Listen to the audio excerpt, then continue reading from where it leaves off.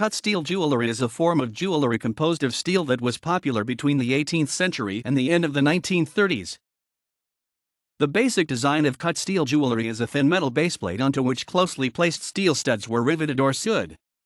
The baseplate could be made from various metals such as brass, tin, or silver alloys.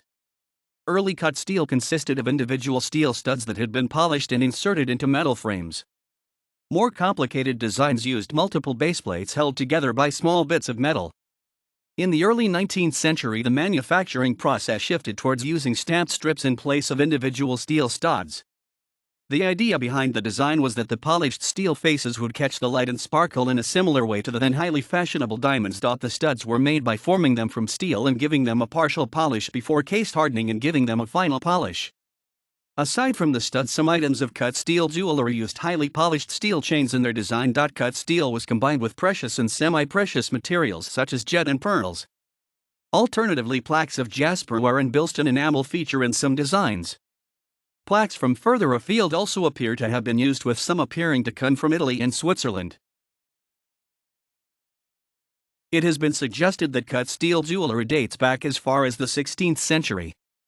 This is based on a single reference from 1598, and it is far from clear if it is talking about steel at all. Less ambiguous evidence shows that from around 1720 cut steel was manufactured in Woodstock, Oxfordshire. Exactly what was manufactured is poorly documented, but by 1761 it included worn items such as buckles and watch chains as well as scissors.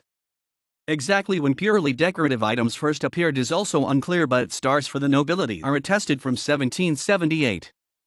Production in Birmingham became common later in the century, with Matthew Bolton being a prominent producer. The move away from Woodstock produced a switch from screwed studs to riveted studs. While the latter approach was cheaper, it meant the jewellery could no longer be fully disassembled for cleaning. One of the major production items of 18th century cut steel was the shoe buckle, and it is possible that the decline in the fashion for wearing buckles towards the end of the century drove the diversification of cut steel jewellery. France served as a major export market, but this was interrupted when war broke out 1793. The popularity of cut steel in France may in part have been due to sumptuary laws which limited who could wear precious metals and diamonds. Manufacture of cut steel within France is attested from 1780, and by the start of the 1820s France had a large amount of domestic production of cut steel. With the end of the Napoleonic Wars, British producers again started exporting to France. The fashion for cut steel jewellery in France was probably given a boost when Napoleon married his second wife Marie-Louise and presented her with a parure consisting of cut steel jewellery, as he was unable to afford one made with gemstones. The quality and use of cut steel jewellery declined throughout the second half of the 19th century, with stamped strips replacing individual rivets and pieces becoming increasingly flimsy, the final production ending in the 1930s. Over the long term, cut steel jewellery has proven brittle, resulting in relatively small amounts surviving to the present day.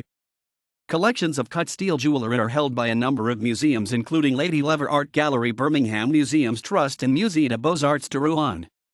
Matthew Bolton's pattern book has also survived in the collection of Birmingham Archives and Heritage.